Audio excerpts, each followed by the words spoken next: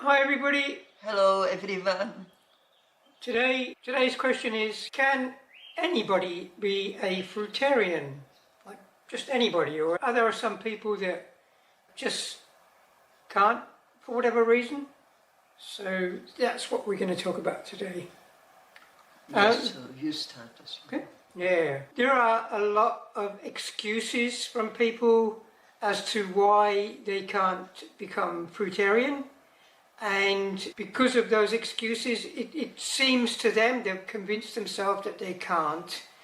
But our stance is that absolutely everybody, everywhere, could possibly become fruitarian if that was what they chose to do. There's no physiological reason why anybody out there couldn't do it. There are obviously circumstantial reasons why it's difficult to get fruit, like with Inuits or Eskimos or whatever. It may be impossible for them to get hold of enough fruit, but that doesn't mean that they can't be fruitarian. It doesn't mean that they couldn't up and leave and go and live somewhere where there was more fruit. We all make choices in our life, and we respect that people make the choices that they choose, even if we don't respect the choices that they're making. If that makes any sense. But we don't see any reason why anybody should not be able to become fruitarian. Yes, because I believe it's our nature. We are naturally fruitarians by design. That's why we were giving only fruit to eat in a Garden of Eden.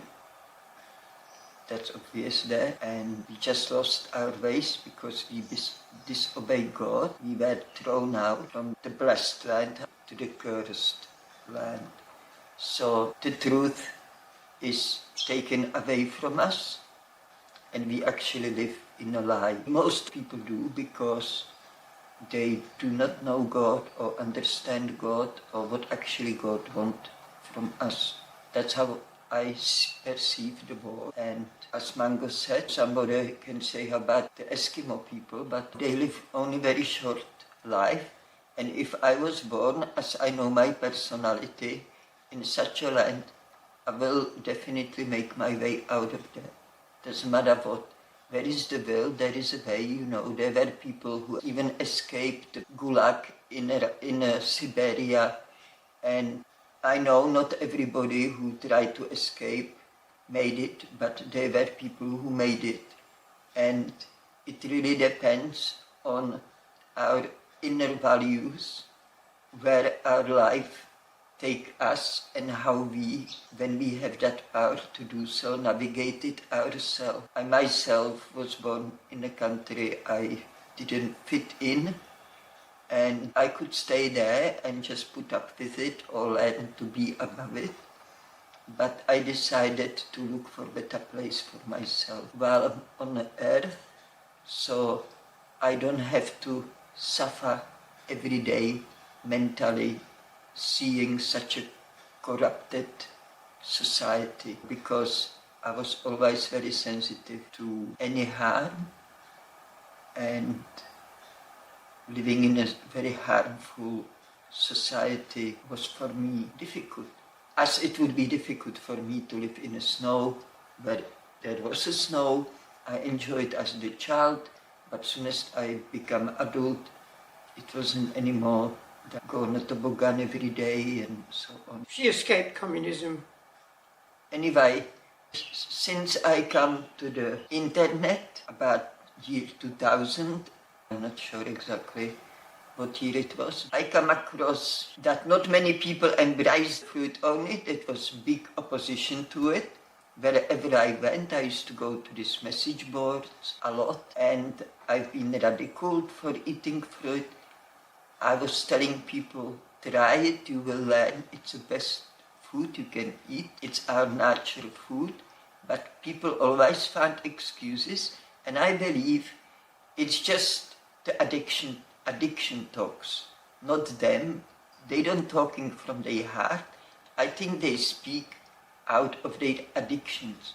They can't imagine not have nuts And that was raw food people I was talking to on the internet. They wanted that nuts, they wanted those recipes, it's a lot of ingredients. They were again addicted in a way to this way of eating, and they make excuses like it's too cold to eat fruit only, or fruit is too expensive, or we have only bad quality fruit in our country, and so on. I feel again sorry for those people, because I can see they just don't have stamina to embrace the idea to eat only fruit. It's for them too radical, it's for them, they have to say goodbye to many things they like to eat, they attached to it so strongly. And of course we also have a cravings for different things, because we ate them before. But even when I gave in on cravings, it never satisfied me. And if it did satisfy me, it never take long. After a day or so, I would just not desire that thing anymore, whatever it was. Anyway, we are people, we are not trees.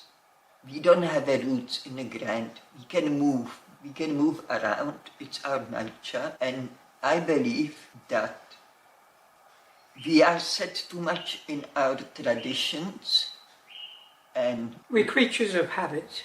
And habits, that's a good one. So we just found difficult to break free from all this and really follow our inner needs, dreams. We don't follow our heart, we follow our mind. We feel like we need to fit in to the society we've been born into. Yeah, I think a lot of people, they may kid themselves that they're following their heart or that they're doing what's right, but the reality is that they've been born into a society which has thoroughly brainwashed them in so many ways that it makes it impossible almost for them to see clearly and to recognise what their heart truly wants. There are so many excuses. Kvitka mentioned people living in cold climates and how they would use it as an excuse. But for me, I started off on my raw journey on my Fruitarian path, living in Norway, where a lot of people would be in Norway now and say, well, I can't do it because I'm living in Norway. And it's thoroughly not true, unless, of course, you're living out in a mountain somewhere where there isn't any supermarket or food to be gotten. But I lived in a city, in a town, and there was a supermarket there, there was sources of food for me to get whatever I wanted from. And also, of course, it's very cold in the winter. It is an excuse, that's what it is. When people say you can't do it because of that, they've just found an excuse.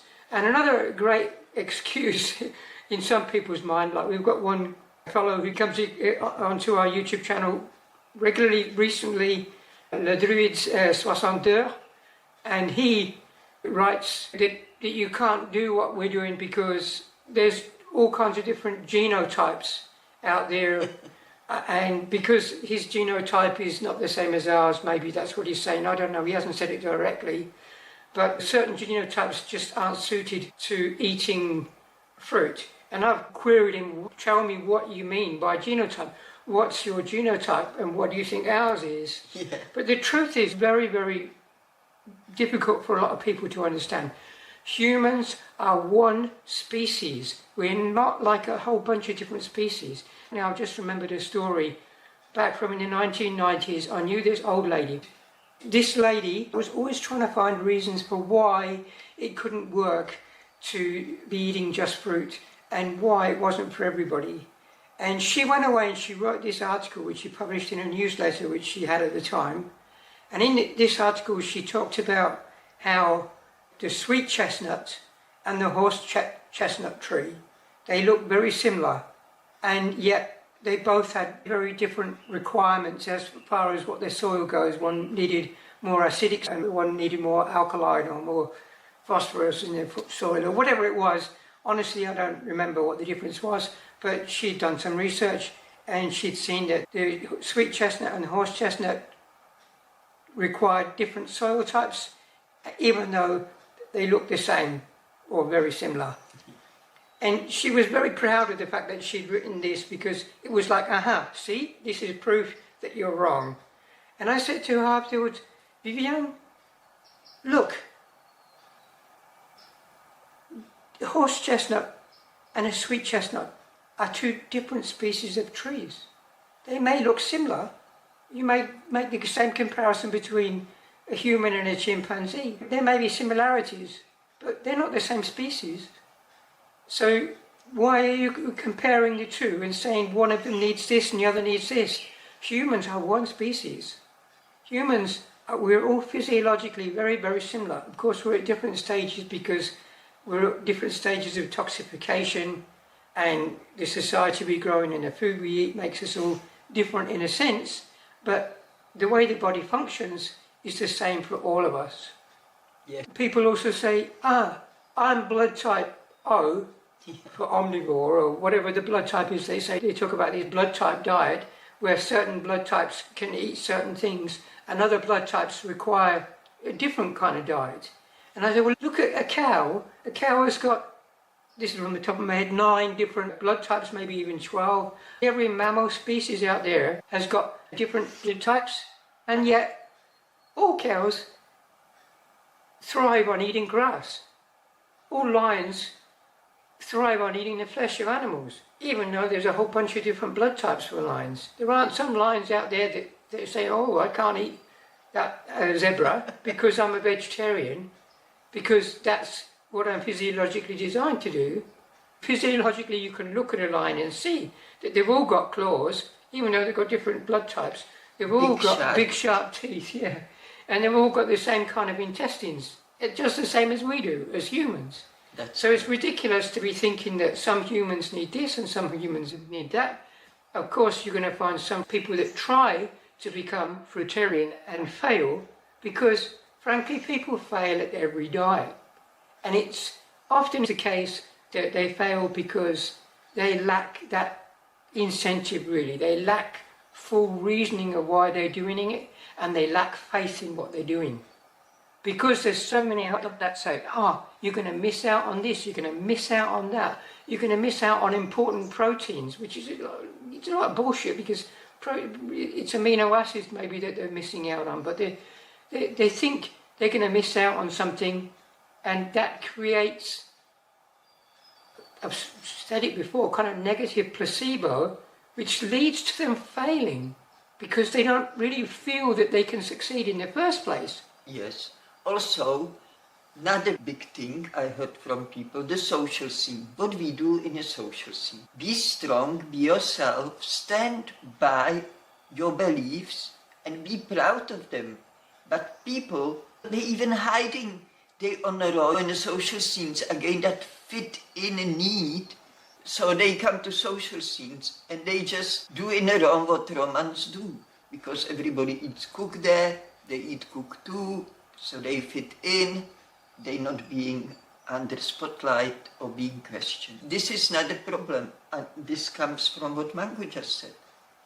They may be on the raw food, but their reason is very shallow. It might be just to look good. This is the problem in the social scenes when I told them, be yourself, be proud of yourself. Use it as opportunity to educate people about how they should eat if somebody asks you questions. But instead they tell me, I don't want to upset people.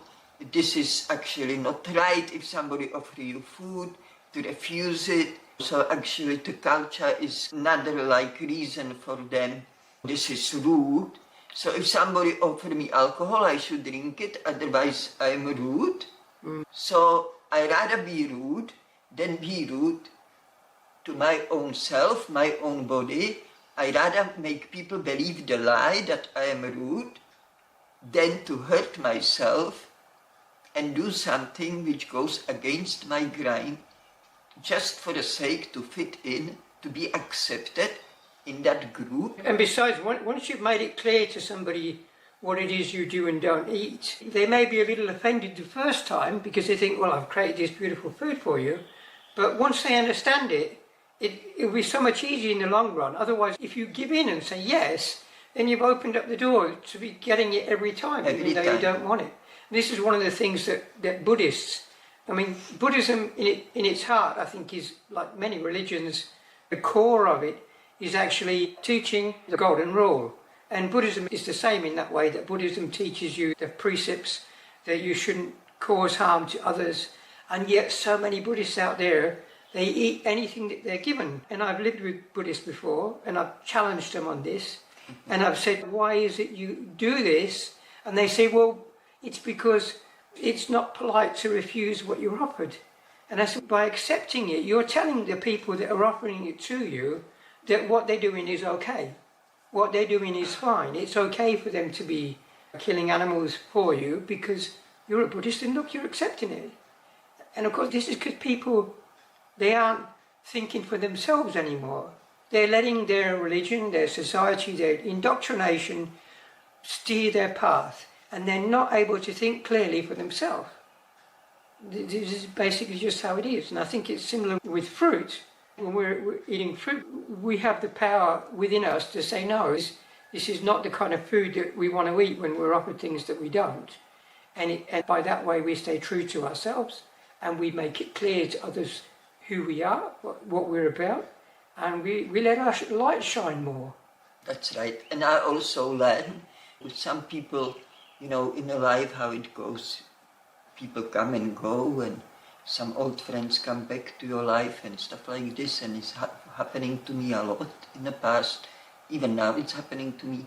Anyway, a lot of people who didn't see me for a long time, even over 10 years, first questions usually they ask me when we run into each other again, they said, are you still eating only fruit? So they're not doing it, but it's there. They know there is somebody who does it. And they might still have in their mind believe it's impossible to do it long time. So that's why they're so curious. The first thing they're curious about, if I'm actually still doing it. And when I say yes, they respect me, they look up to me. Also, I'm glad I come to Australia. I was already in Australia when I decided to eat only fruit because I was fully accepted. Here, Australian people, they very open-minded. When I said I eat only fruit, most of the people, they just accept it. But they don't ask questions or anything. Some people ask questions. There are people who would tell me I'm mad, but they say it in a way that I don't feel offended. They say it more like... It's light-hearted. Oh, yeah. You must be crazy, you know. Are you crazy? You doing that, you know? It's like really comes out of their heart, like it's innocent. It doesn't mean to put me down, no, in a way like you're crazy. No. Not on that level at all. No, it's a good society here in Australia. Yeah. In that sense. And I sometimes giggle on that because I see that actually being totally absurd. That I'm being portrayed as somebody who is mad, yet I'm not the one who sits at the doctors all the time and eating pills. And most of the people who oppose me most, they're that kind of people. It's true. And it's true. They don't look healthy. They may be some of them my neighbors. I know some of their business. And not healthy at all. Even whinging about health problems. I told them, maybe if you do this, maybe you feel better. No. I love my meat. I heard from people things like doctors, and they told me, I know what you're doing is very healthy, but I just couldn't do it. Straight away, I love my meat too much. Stuff like this. And that shows me, and that's the honest and answer, and it shows me that what we're saying, it proves me that is our habits, our addictions, our religions, whatever it is. I want to say, I do understand for a lot of people, if they're on a, let's say, standard American diet, the SAD diet, and they're hearing about fruitarianism, it's like this huge distance between the two. On the one hand, they're eating pretty much everything and all kinds of unhealthy food and fast foods and all kinds of things that they're eating. And on the other hand, there's the fruit people, or they're eating as fruit. And in their head, it just seems impossible because the distance is so wide. The old Chinese proverb goes, the 1,000-mile journey starts with the first step, Yes. which of course is very true. There's another expression which I have dear to my heart too, apart from this one. There's also this one that great chasms cannot be leapt with 2 small leaps or 3 small leaps. You've got to jump over fully. But of course that's not really true there, because you can take steps to get there. But I think that if you were able to jump, then that's the best way to get from one to the other, is to jump straight over the chasm and not jump halfway, because then you're going to fall down and probably climb back up the side that you left. Well, I go back to the reason why people decide to eat certain, and why, if some people hear of it, decide to eat, for example, fruit only. I still believe that if you don't know in your mind and in your heart the strong, true reasons why you're doing it, you may easily fall. Because try to fit in, making thousands of excuses why we can't do it, that won't take you very far. To believe this is really my food, if I don't want to harm myself, that's what I'm going to embrace. I'm going to do my best and see how my body reacts to it, what actually happens for me when I do it, and go from there. Once you experience it, you have something to hold on. Once you experience it, and it's good experience, you can hold on that. And with the time, you creating more strength inside your experiences to hold on, to keep going forward. Like when I craved cooked food and I ate it, I felt sick from it, and that's what I was holding on. Next time when I was craving food, I was saying, remember how sick you were and all this, and I always try to talk myself out of it. And the longer I was on that road, the more easier for me was to say no, because I did learn from past experiences. So if you just do it for the sake of eating just fruit and there is no more to it, I don't believe, I've said that before, no, that it will be very successful. If you're doing it purely for selfish reasons, because you've got in your head that it's a healthy thing to do, then you're almost certainly not going to succeed. You have to do it not only for yourself, but for the world. You've got to do it for your spiritual self more so than for your physical body. That's right. That's the key, really. And also, once you eat fruit, you start learning who you are. And it's a very exciting chapter of this. And that's also gives us strength. Because the food is made of chemicals, and those chemicals, they affect all our body, including the brain. And if you don't eat your natural food, you are not being yourself. You're being influenced by the wrong chemicals in your body.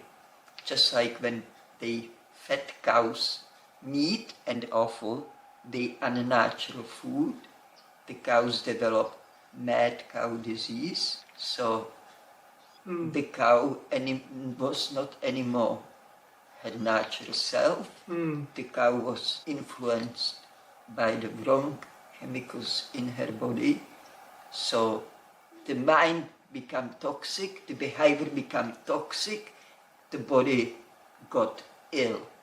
And this is what's happening to us. Yeah, I would totally agree with that. I would say that humankind as a species, we are suffering from mad human disease because we're eating things that we frankly shouldn't be eating. We're eating suffering and agony and terror.